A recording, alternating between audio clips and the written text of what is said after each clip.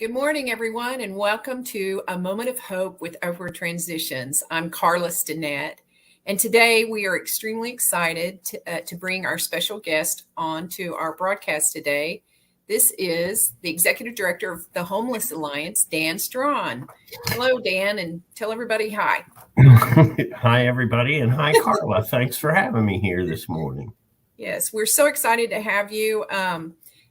The Homeless Alliance is one of the community partner agencies, not only of United Way, but also one of our partner agencies that we work very closely with. So it's going to be fun to kind of learn some of the things that we share in common as far as our mission and how we work with clients, and even some special things this holiday week that's going on at the Homeless Alliance. So first of all, just tell us a little bit about the background of how the Homeless Alliance began and how it serves its clients in the process. Sure. So we began when a group of community leader types were having lunch at the old Lunchbox Cafe downtown. Oh, yeah. And Carla, you're of an age like me that remembers the Lunchbox Yes, Cafe. They were closing about every half year or something like that, and you'd get this rush. It was a great place. For those of you that didn't know it was on Sheridan, and it had these plate glass windows. And back then, 2003, the bus station was right next door to it. The downtown library, which was kind of Oklahoma City's de facto day shelter, was just a block north. And then, of course, the City Rescue Mission was down the way. And so you could sit in the lunchbox and just kind of watch a parade of stereotypically homeless-looking people walk back and forth. And so these business people were having lunch, and one of them, Nick Noble, the son of Lloyd Noble, the grandson of Sam Roberts Noble, watching that, said to the other people at lunch, there's just got to be a smarter way to do homelessness. Feels like every year we put a lot of money into the system, and numbers never really get better, and we're all smart business people, so we ought to be able to figure that out. And that group went to 3 cities that had a reputation for being smart about homelessness. We went to Columbus and Phoenix and Philadelphia. They all had really interesting systems. None of them were a system that you could just kind of pick up in whole cloth and drop on Oklahoma City and have it work. Mm-hmm. So we came back and we did got a consultant to help us do a needs assessment and gaps analysis. And what she came back with was really clear. We were the only city our size in the country that didn't have a day shelter for homeless services. And it's a big spread out city with a less than robust public transportation system, and just getting to services and knowing which services you needed was a barrier. And so we knew from that we needed to develop a day shelter, and we needed to develop a one-stop shop for a multi-agency resource center.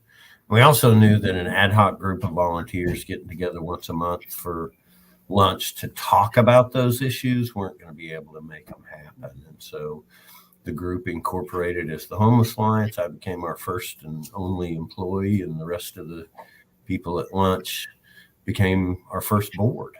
Mm-hmm.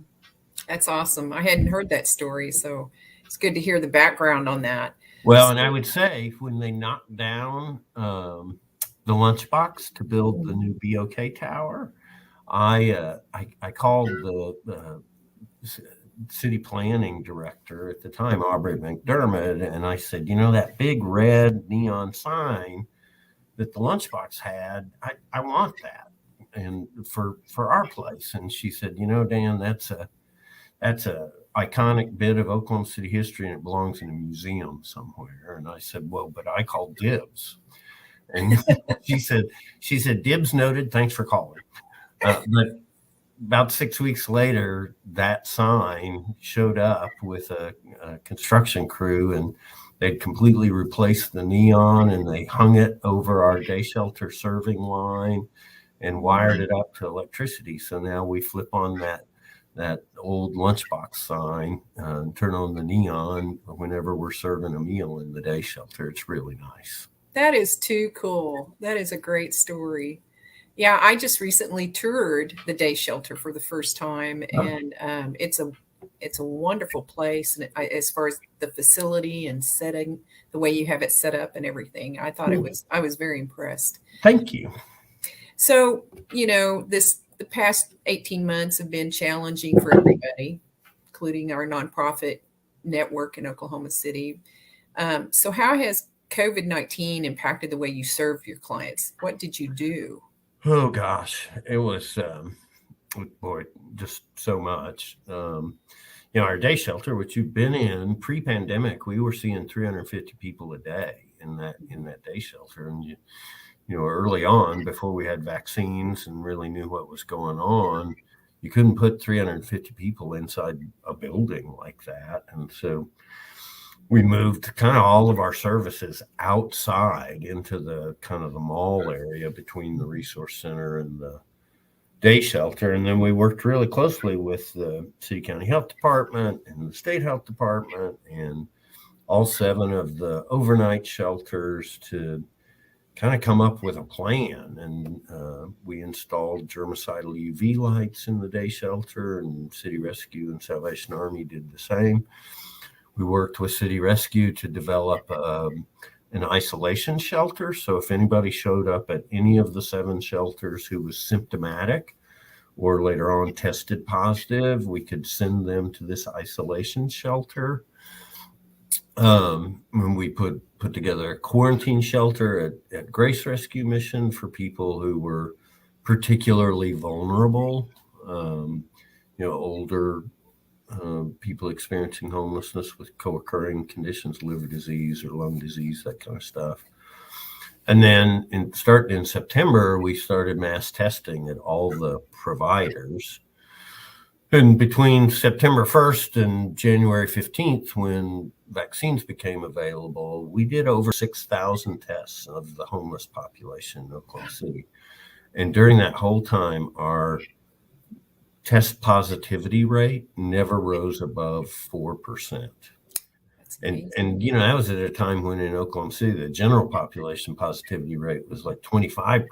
Mm-hmm. And so because the population that we serve is so vulnerable, because so many of them live in congregate environments, being able to keep the pandemic out of the population as well as we did. And when I say we, I mean the whole continuum of care serving homelessness.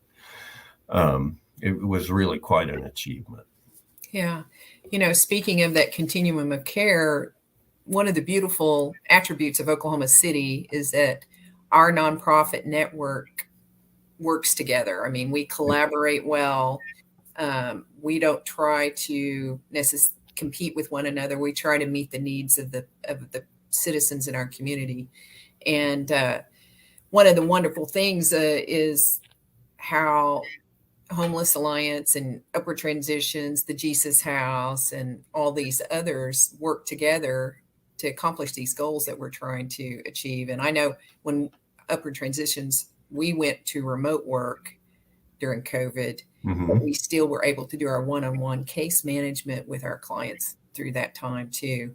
So when we talk about your population, the homeless population, what are some of the biggest needs that you see or observe in the clients that you serve? Sure. So, I mean, obviously the biggest need is housing. Okay. It always begins there. And mm-hmm. And in today's market, as you know, Carla, I mean, it's just getting tougher and tougher. Right now we have, I think, like 25 households that have a housing voucher in hand and can't find a unit that will accept them. And I've never seen it that bad. The market is just so tight. But other things, I mean, for unsheltered homeless, winter's coming, and so we're always looking for coats and hats and gloves and dry socks and those chemical hand warmers that can be so really life-saving for unsheltered homeless people in Oklahoma City. Mm-hmm. As a community, we really have to do better with second chance employment, to allow people to have an income that can support them in housing. We do not have enough mental health resources to address the issues, much less substance use treatment resources. Some of these things will be addressed with, or at least partially addressed through, MAPS 4 projects that are slowly coming to fruition. But that's 5-10 years out for the whole thing. And we have a lot of work to do in the interim. Yeah. And having that affordable housing, I know that community leaders are talking about that. Like we're somewhere around 8,000 units short of And it's hard for people to understand sometimes, because Oklahoma City has a very affordable housing market if you talk to the chamber. But what the chamber is talking about is the market is really affordable if you're making 80 to 120% of area median. So that's 40 to 60,000. And what's affordable to you at 40,000 is in no way affordable to someone who subsists on Social Security income, which is like 9,000 a year. And so at that lower end of well below 80% of area median income, we just do not have housing stock. We don't. Yeah. The inventory is challenging for sure. And, we've encountered Section 8 vouchers with clients and couldn't find a place. It's the crazy. 2 years ago, having a housing choice voucher, that was a golden ticket. You had it made. And now it's just really tough. Yes. So in looking at how we do collaborate and support our clients, do you have any ideas or stories about some of the clients that we've collaborated with? Oh, yeah, sure. So, and boy, Carla, the people at Upward Transition certainly know this.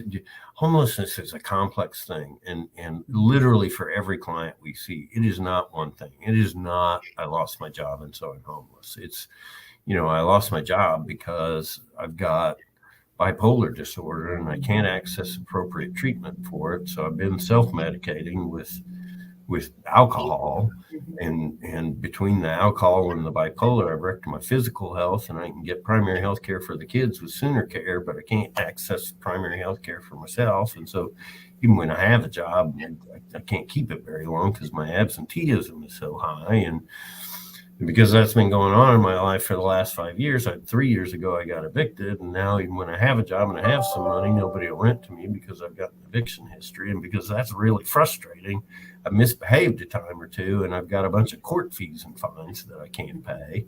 And there is no single agency that can address all those issues. That's right. And so we have to come together. And I didn't even mention the one that we always send to you, which is the person who's lost their ID. And in a post 9/11 world, it is not simple to get ID. So, and you have to have that to do just about anything concerned with housing or treatment. So all those agencies, you can't just say to that person, hey, I can help you with the bipolar, but with everything else, you're just going to have to figure that out.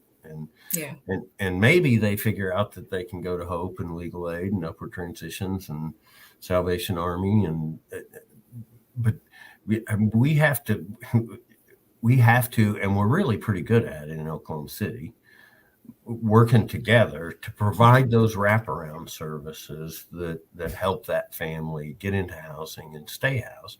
And part of that is just the information technology infrastructure through HMIS that allows us to share data on shared client. So we kind of each know what the other is doing, which is super important.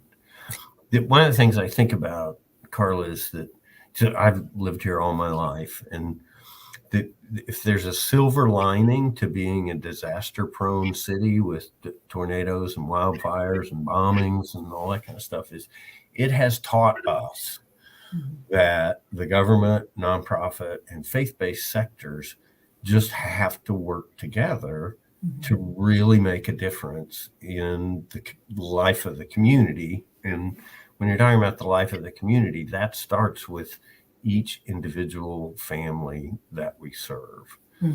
And so we as a community of providers have gotten pretty good about recognizing that we are all pulling on the same rope, and we need to figure out how we can do that the best way. Yeah. Now I think they call a hint of that is the Oklahoma standard, right? I mean, Yeah.